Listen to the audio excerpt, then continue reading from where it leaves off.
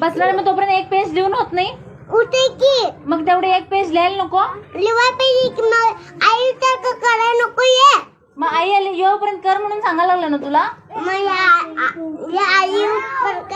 करतोय मग असं का केलीस आत्ता कंटाळा येतो मला ग अभ्यास करून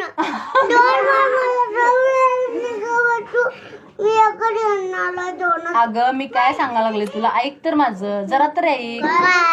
बघ सगळीजण तू माझ्याकडे बघा हसू नकोस मीच करू नकोस अगं लिह ग एक पेज